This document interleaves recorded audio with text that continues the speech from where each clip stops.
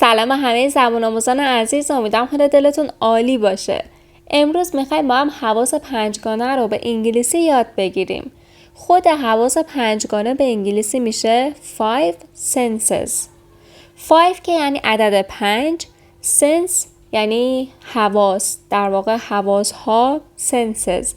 5 senses که شامل چیا هستن؟ شامل بینایی، بویایی، شنوایی، لامسه و همینطور در واقع چشایی هستن که همه رو الان به انگلیسی با مثال یاد میگیریم.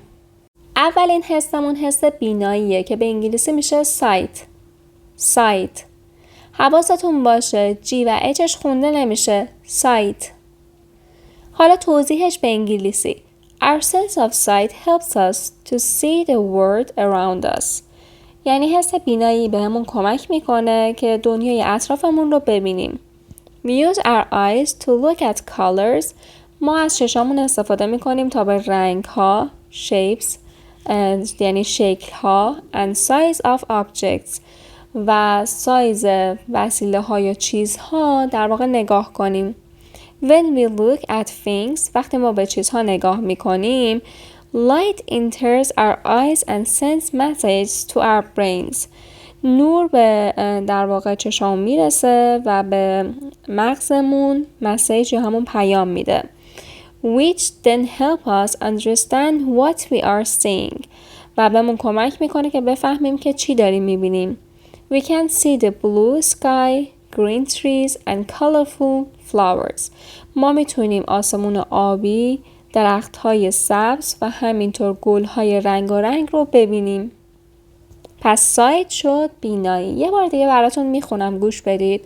Our sense of sight helps us see the world around us. We use our eyes to look at colors, shapes and sizes of objects. When we look at things, light enters our eyes and sends messages to our brains, which then help us understand what we are seeing. We can see the blue sky, green trees and colorful flowers. حالا ما حس بینایی یا قشنگ یاد گرفتیم که میشد sight. حالا 3 تا سوال راجبش بپرسیم. How does our sense of sight help us understand the world around us? یعنی چطور حس بینایی به ما کمک میکنه که دنیای اطرافمون رو بهتر بفهمیم؟ سوال بعدی. What are some examples of things we can see with our eyes? مثال چیزهایی که ما میتونیم با چشمامون ببینیم چیه؟ چیا بودن؟ Colors، رنگ‌ها، shapes، اشکال، sizes، size. همه اینا رو ما میتونیم ببینیم. Can you explain how our eyes work like cameras? میتونین توضیح بدین که چطور چشمامون مثل یک دوربین عمل میکنه؟ اینا سوالایی بودن که در واقع توی صفحه قبل جوابشو دادم. touch یعنی لمس کردن یا همون حس لامسه ماست. touch. حالا توضیحش. Our sense of touch helps us feel different textures and temperatures. یعنی حس لامسه ما به ما کمک میکنه تا بافت‌ها و دماهای مختلف رو احساس کنیم. We use our skin to touch things like soft blankets, rough rugs and cold ice cream. ما از پوستمون استفاده میکنیم تا چیزهایی مثل یک پتوی نرم و یا سنگ سخت و یا در واقع بستنی سرد رو لمس کنیم. When we touch objects, tiny nerves in our skin send messages to our brains. وقتی ما وسیله ها رو لمس میکنیم، سیستم های عصبی کوچیک تو پوستمون به مغزمون یه پیام میفرستن. Which then help us understand what we are feeling. که بهمون کمک میکنه بفهمیم که چه حسی داریم. We can feel the warmth of the sun on our skin.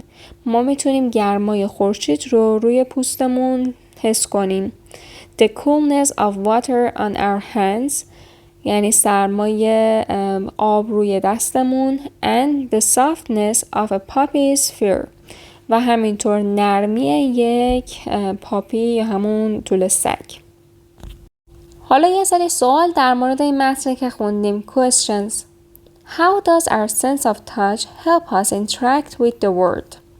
یعنی چطور حس لامسمون بهمون کمک میکنه که با دنیا ارتباط برقرار کنیم. What are some examples of textures and temperatures that we can feel?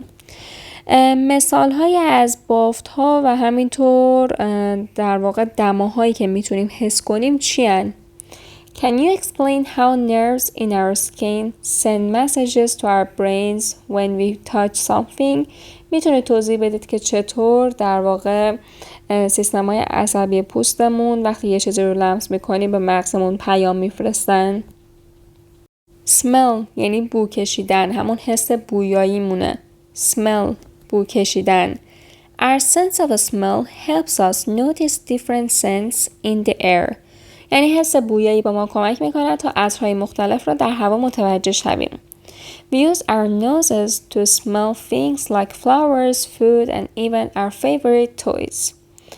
ما از بینی خود برای بوییدن چیزهایی مانند گل، غذا و حتی اسباب بازی مورد علاقه خود استفاده میکنیم.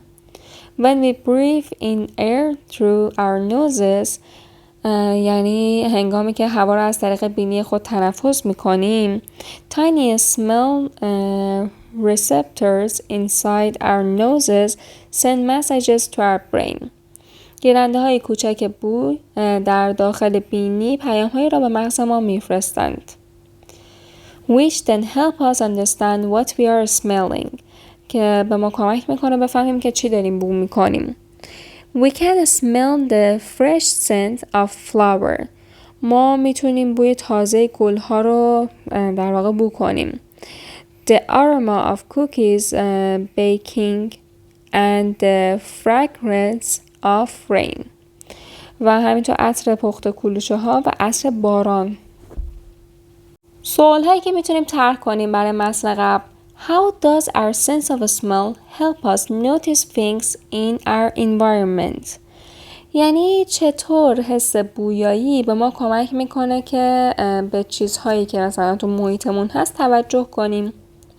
What are some examples of scents that we can detect with our noses? مثال ها از در واقع عطرهایی که ما میتونیم با دماغمون با بینیمون استشمام کنیم چی هستن؟ Can you describe how smell receptors work in our noses? میتونید توضیح بدید که چطور گیرنده های در واقع بینی ما کار میکنن؟ Taste یعنی چشیدن، همون حس چشایی ما هست. Taste. Our sense of taste helps us enjoy different flavors of food. حس چشایی ما به ما کمک میکند که از طعم‌های مختلف غذا لذت ببریم. We use our tongues to taste sweet, sour, salty and bitter things. ما از زبان خود برای طعم شیرین، ترش، شور و تلخ استفاده میکنیم. When we eat food, tiny taste buds on our tongues send messages to our brain. وقتی که غذا میخوریم جوانه های چشایی ریز روی زبان ما پیام هایی را به مغز ما میفرستن. Which then help us understand what flavors we are experiencing. که ما کمک میکنه که بفهمیم چه طعمی رو داریم تجربه میکنیم. We can taste the sweetness of candy. ما میتونیم در واقع طعم شیرین آب نبات. The sourness of lemons. و ترشی لیمو. And the saltness of popcorn. و شوری پاپکورن رو بچشیم. پس تیست شد چشیدن. سوال هایی که پیش میاد. How does our sense of taste help us enjoy different flavors? چطور حس چشایی ما بهمون کمک میکنه که از طعم‌های مختلف لذت ببریم؟ What are the four main flavors that our taste buds can detect? 4 تا در واقع طعم اصلی که اون گیرنده های زبونمون میتونن تشخیص بدن چی هستن؟ Can you explain how taste buds send messages to our brains? میتونید توضیح بدید که چطوری اون در واقع گیرنده های زبونمون میتونن به مغزمون پیام بدن؟ Hearing یعنی شنیدن که همون حس شنوایی ماست. Hearing. Our sense of hearing help us listen to sounds all around us. حس شنوایی ما به ما کمک می‌کند به صداهای اطراف خود گوش دهیم. We use our ears to hear different noises like people talking, birds singing and car honking. ما از گوش‌های خود برای شنیدن صداهای مختلف مانند صحبت کردن مردم، آواز خوندن پرندگان و بوق ماشین‌ها استفاده می‌کنیم. When sound waves enter our ears, they travel to our brains, which then help us understand what we are hearing. یعنی هنگامی که امواج صوتی وارد گوش ما میشن و مغز ما میروند و سپس ما درک میکنیم که چه میشنویم. We can hear the sound of rain falling, music playing and our friends laughing. ما میتونیم صدای باران، پخش موسیقی و خنده دوستانمان را بشنویم. پس hearing شد شنوایی. سوالی که پیش میاد: How do we use our sense of hearing to experience the world? ما چطور حس شنواییمون رو برای تجربه کردن توی دنیا استفاده میکنیم؟ What are some examples of sounds that we can hear? مثال از صداهایی که ما میتونیم بشنویم چی هستن؟ Can you describe how sound waves travel from our ears to our brains? میتونی توصیف کنی چطور موجهای صدا در واقع از گوش هامون به مغزمون سفر میکنن؟ حالا شما بنویسید سایت کدوم یکی از حواس پنجگانه بود؟ همون اول ویدیو بهتون یاد دادم، ببینم چقدر یادتون مونده. اگر ویدیو رو دوست داشتید و براتون مفید بوده ممنون میشم که لایکش کنید و تو کامنت ها بهم انرژی بدید. سوالی، نظری، پیشنهادی داشتید میتونید بنویسید و اگر تا حالا این کار رو انجام ندید لطفا کانال رو سابسکرایب کنید و زنگولش رو فعال کنید تا نوتیفیکیشن ویدیوهای جدید براتون بیاد و از دستشون ندید.